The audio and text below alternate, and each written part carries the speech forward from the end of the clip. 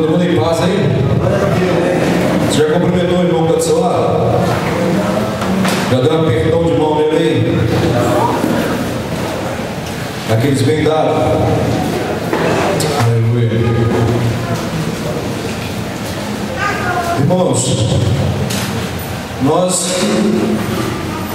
vivemos um tempo difícil acerca das coisas de Deus, e parte dela é causada pela falta de definição daquilo que nós somos, daquilo que somos como igreja, daquilo que somos como irmãos, daquilo que somos como filhos de Deus e daquilo que nós somos como discípulos de Jesus. E nessa noite eu queria conversar um pouco com vocês sobre isso, até para que a gente possa entender uma questão que é fundamental na nossa caminhada, que é a questão se somos de fato discípulos de Jesus ou não. O que está acontecendo com a minha vida, o que está acontecendo com a sua vida em relação ao chamado de Deus para a sua vida. Nós temos dificuldade em definir quem nós somos, e isso é um problema sério, porque hoje ninguém procura se definir na verdade, porque se definir é como que automaticamente se exclui daquilo principalmente que é a maioria. Então hoje se escolhe ficar principalmente em cima do muro, fazer algo ou dizer algo que seja o mais próximo possível daquilo que é a opinião comum, porque assim você não fica de lado, assim você não é taxado, assim você não é perseguido, assim você não é incomodado e não incomoda. E a igreja tem procurado fazer isso não de agora, já faz muito tempo, onde nós temos procurado essa posição confortável, bem cômoda, de não nos definirmos como igreja, de não nos definirmos como cristãos, de não nos definirmos como crentes. E isso precisa acontecer em nós. Nós encontramos pessoas, por exemplo, que às vezes têm anos e anos que estão dentro de uma igreja, e quando alguém pergunta assim, qual é o seu ministério? Não sei. Deus te chamou para quê? Não sei. Talvez mais de 90% das pessoas que você procurar daqui para frente perguntar assim, Jesus te salvou de quê? A maioria das pessoas não sabe. De que eu fui salvo? Por que eu precisava ser salvo? O que aconteceu com a minha vida depois que eu fui salvo? O que está acontecendo agora e o que precisa acontecer? Nós temos medo de definir essas coisas. E muitas vezes, quando não temos medo, nós também não temos a preocupação de definir quem somos. É por isso que algumas vezes nós somos uma coisa e em outro momento nós somos outra. É por isso que nós conseguimos, por exemplo, sermos crentes fervorosos no domingo e no decorrer da semana a gente levar uma vida comum, completamente natural, como se não houvesse nada de sobrenatural à nossa volta. E nós precisamos definir quem somos. Deus precisa dar uma mexida na igreja para que ela se defina, para que quem é seja de fato. É por isso que eu não tenho muito medo dessa ameaça de perseguição, de PL 122, de prender pastor, de prender crente, de fechar a igreja. Na verdade, eu acho que no dia que isso acontecer vai ser uma bênção, porque no dia que começar a prender crente, meu irmão, sabe quem vai ser crente? Quem for de verdade. Sabe quem vai encarar a bronca de ser pastor, de assumir o ministério pastoral? Quem realmente foi chamado. Quem tiver entendido aquilo que Deus colocou na mão dele para fazer. Essa modinha de ser crente vai ter que acabar uma hora. Uma hora isso vai ter que acabar. Porque eles estão esculachando a igreja. E tem muita coisa e muita gente recebendo o nome de igreja sem ser. E sabe por que isso tem acontecido? Porque as pessoas não se definem. Nós não sabemos quem somos. É por isso que nós aceitamos tantas coisas à nossa volta, nós não questionamos. filme aí agora falando mal de Maomé.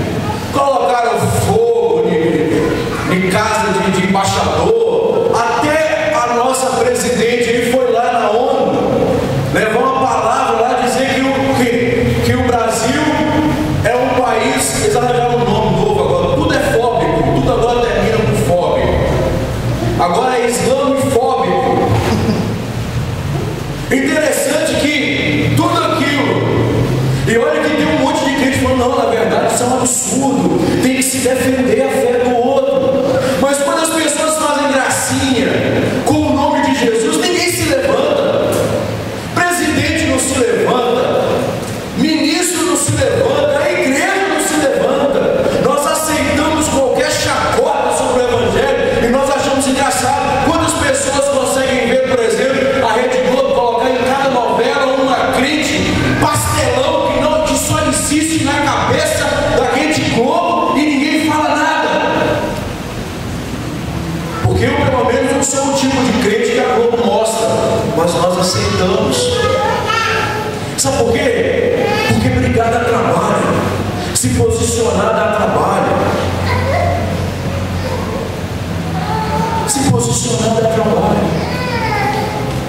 É melhor não ficar opinando, é melhor não tomar posição, porque assim, não mexendo com ninguém, ninguém mexe comigo, e aí eu continuo levando a minha vida tranquila.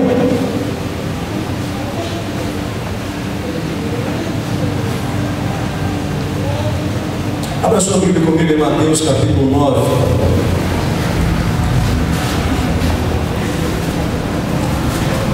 Mateus capítulo 9.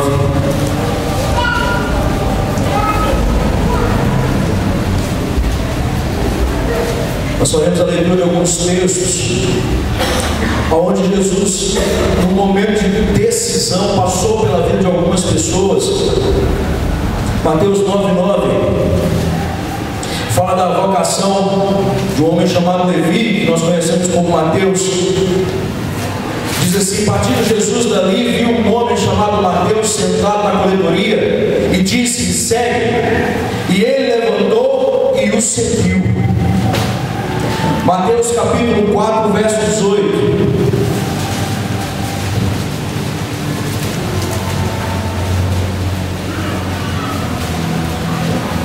Caminhando junto ao mar da Galileia, viu dois irmãos, Simão, chamado Pedro, e André, que lançavam as redes ao mar, porque eram pescadores, e disse-lhes: vinde após mim, e eu vos farei pescadores de homens. Então eles deixaram imediatamente as redes e seguiram. Passando adiante, viu outros dois irmãos, Tiago, filho de Zebedeu, e João, seu irmão, que estavam no barco em companhia de seu pai, consertando as redes, e os chamou. E então eles, no mesmo instante, deixando o barco e seu pai, o seguiram. Mateus capítulo 8.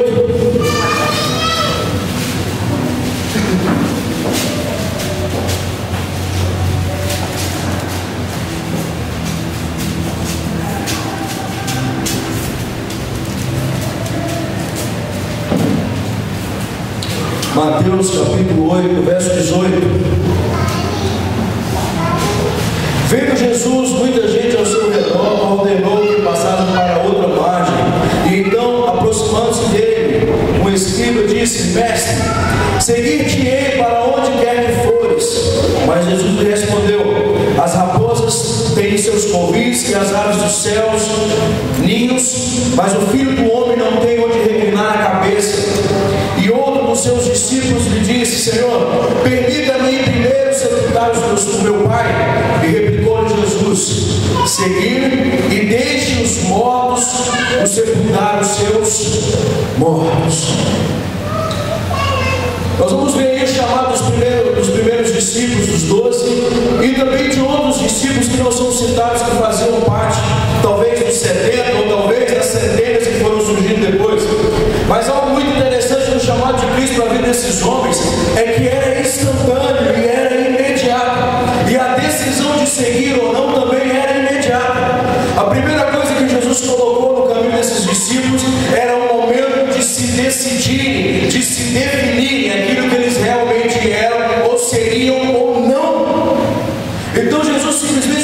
e dizia: olha, vamos.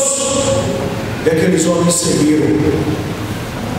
Não era algo para se pensar, não era algo para volte o mês que vem, não era algo para daqui 6, 10, 15, 20 cultos, era algo importante e precioso demais. Havia algo naquele homem que eles não conseguiam resistir, e o que eles fizeram quando eles ouviram aquele chamado? Eles de imediato reagiram àquilo e seguiram. Tanto é que em um determinado momento alguém chega e diz: Senhor, deixa só eu ir curtir o funeral, é algo importante, eu preciso estar com a minha família nesse momento difícil. E a resposta do Senhor também foi imediata: deixe que os mortos enterrem os mortos e vamos embora.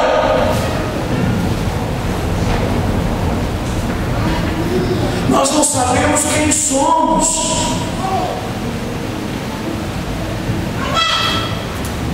Nós não sabemos muitas vezes o que nós estamos fazendo, que caminho é o que nós tomamos. E nós estamos ao mesmo tempo tentando seguir o Mestre, e ao mesmo tempo tentando enterrar os mortos. Nós queremos seguir o Mestre, mas nós queremos continuar cobrando impostos. Nós queremos ir, mas nós queremos ficar. E daí a dificuldade da igreja romper, porque a igreja não rompe, porque ela está esperando que outro vá, que alguém vá e faça, que alguém vá e resolva. Por quê? Porque eu estou ocupado demais com a minha vida para poder seguir o propósito